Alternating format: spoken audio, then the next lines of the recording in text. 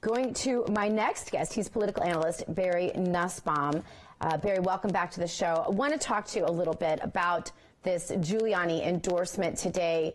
And, you know, I'll just start with our poll question, Barry. How much do endorsements matter to people?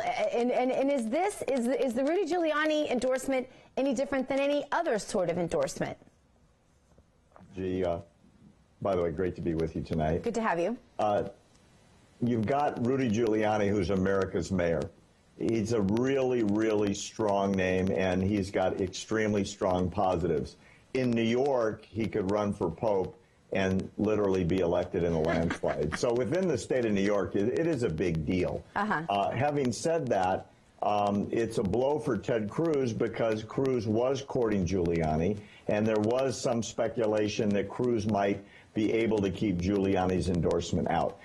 The reason why this matters in New York is it's critical for Trump to come back really strong after getting punched around and beat up in Wisconsin as he did. And Giuliani could very well help him get over the 50 to 52% that Trump wants to get to the full sweep of the delegates, which could conceivably happen in New York.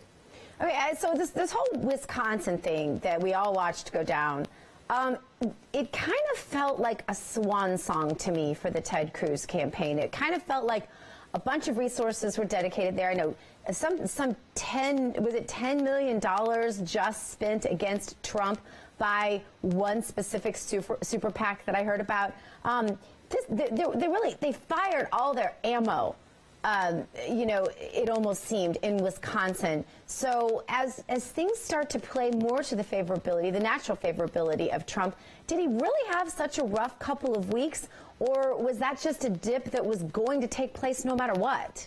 Well, I would say three things. Number one, you were in a state where the very popular GOP governor, Scott Walker, came out extremely strong for Ted Cruz, which mattered a lot to people in Wisconsin. Combine that with the fact that Cruz spent a tremendous amount of money, as did his super PACs, on a ground game that started months ago. And number three, you combine those two things with several misstatements and missteps by the Trump campaign, specifically what came out of the Donald's mouth, and you had the perfect storm for Ted Cruz and against Donald Trump. Having said that, I think the Trump campaign has learned some very serious lessons. Trump has been off the air and pretty much out of the limelight for several days, considering that he normally tweets about every 2 hours. And they're retooling. They've brought in a real powerhouse to reorganize the campaign in regards to the fight at the convention, should that occur, and the fight to get to the convention, which is starting now. That's Paul Mayfort, who is a very seriously experienced GOP operative, and shows that the Trump campaign is pivoting towards bringing in some seriously talented people that win GOP elections for the people that hire them. Okay, critics, though, especially Cruz folks, are saying, oh, this hire means nothing. This guy hasn't even run a convention campaign since Ford. What do you say to that? Yeah, well, I would say something similar, except for the fact that Paul Mayfort is a very connected guy, and it's a response to what Cruz has been doing. It's a really interesting concept, political strategy-wise, by Cruz and the counter by the Trump campaign, which is simply this. The Cruz campaign is entirely dependent upon the idea that Trump doesn't get to 1,237 by July 18th to win on the first ballot. Obviously, if he wins on the first ballot, it's over, right? That's all she wrote. Trump's the nominee. If he doesn't get there, by the second ballot, a tremendous number of delegates are released, and by the third ballot, pretty much everybody's released. The Trump campaign has found out that the Cruz campaign is working those delegates now to get them to defect from Trump as soon as they are released, to basically vote against the electorate in their own state and to switch to Cruz. So the Trump campaign is countering that. Paul Mayfort is very good at this. They're now working to go find those delegates and convince those delegates to stay with Trump in second and third and fourth tier balloting should the convention get into that kind of fight. And that's really important because they could steal the convention from Trump, even though he might be 500 delegates ahead on the first ballot in Cleveland. Right. So as we're moving forward, Barry, what do you foresee? Does Trump take all 95 of the New York delegates?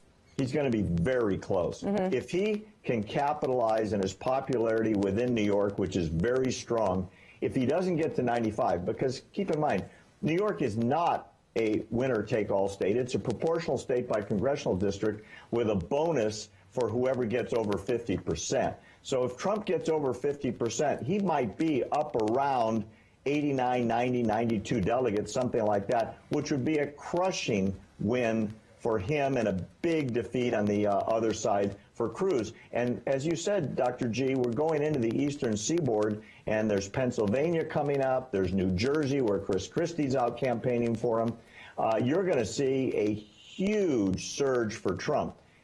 Number two, what's changed around the last couple of weeks is Trump is starting to bring in some big advisors. As you and I talked about in this show last week, he brought in Dr. Walid Phares for foreign policy. Right. He's bringing in other people for domestic policy. He's going to start sounding and acting like a president and a presidential nominee. And to the extent he's able to retool, his image can change drastically. He's gotta recover from the poll that came out today. He's carrying 69% negative right now across the board on all demographics, which is bigger than any candidate has ever had and led a political party. So he's got to change that in the coming weeks, and it can be done. Ronald Reagan did it in his first campaign for president. When he won, he gained 36 points between April and November, and Trump could do something similar if they retool properly. And I think Paul Mayfort's a very good start in that direction. All right. Well, Barry, thank you so much for being with us and giving us the update. And up next, we are going to talk about Deflategate. Believe it or not, it's trending again today.